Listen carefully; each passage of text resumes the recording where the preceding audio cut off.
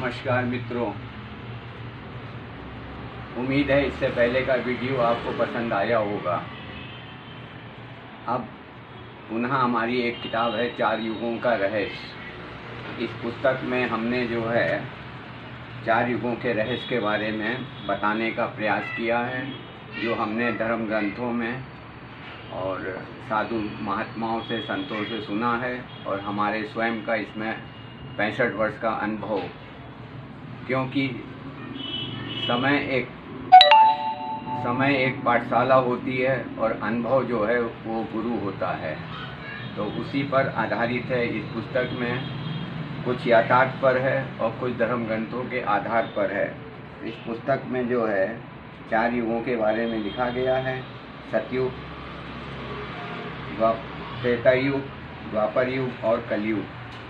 वैसे तो सभी आप लोग इनकी कथाओं के बारे में जानते हैं, क्योंकि सतयुग का मतलब सत्य हरिश्चंद्र ने सत्य की स्थापना करी।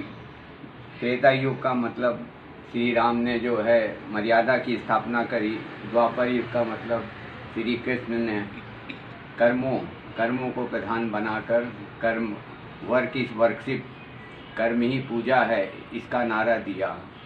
उसी प्रकार कलयुग में हम मानव जाति के लिए कर्म प्रधान है, और इनमें परिस्थितियाँ महान होती हैं, ना कि परमेश्वर, क्योंकि परिस्थितियाँ ही हम लोगों के जीवन को जो है बनाती हैं और बिगाड़ती हैं, जिनमें हमारे कर्मों का विशेष योगदान होता है। इस चार युगों के रहस्य पुस्तक में, जो कि निखिल पब्लिकेशन से छपी है, इसमें बहुत कुछ यथार्थ के ऊपर निर्धारित है और बहुत कुछ हमारे अपने व्यक्तिगत अनुभव पर। क्योंकि इस कलयुग में हर आदमी भोग नहीं रहा है, बल्कि भोगी बनता जा रहा है। इसलिए हमारा प्रयास ये है कि हम भोग ना करें, बल्कि भोगी ना बने, बल्कि भोग से योग को जो है योग का सफ़र करें। इन पुस्तकों में लिखने का प्रयास हमारा यही है। समय किसी का सगा नहीं होता और वक्त बड़ा बलवान होता है। इसलिए भूतकाल को हमको रोना नहीं चाहिए, भविष्य के बारे में हमको सोचना नहीं चाहिए। हमारे हाथ में केवल वर्तमान होता है, और इसमें भी ज़्यादा महत्वपूर्ण होता है चयन और निर्णय। यदि वर्तमान में हमारा चयन और निर्णय अच्छा हुआ तो निश्चित है कि हमारा भविष्य बहुत ही सुंदर और आकर्षित होगा।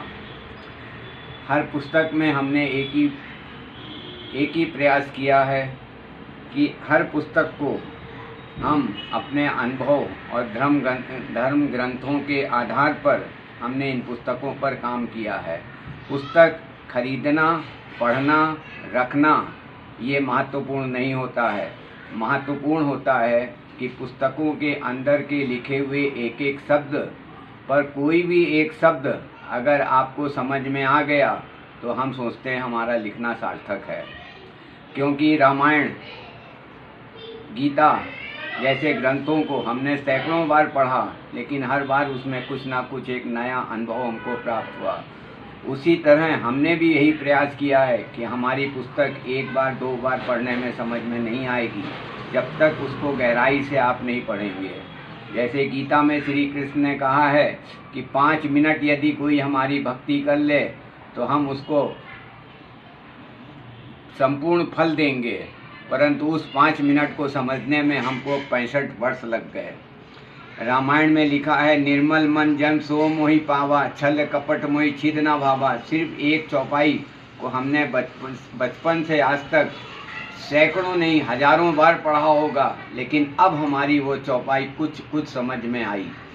जिस तरह गीता का 5 मिनट समझने में हमको 60 साल 65 साल लग गए, मगर अभी तक हम केवल 2 या 2.5 मिनट तक ही पहुंच सके हैं।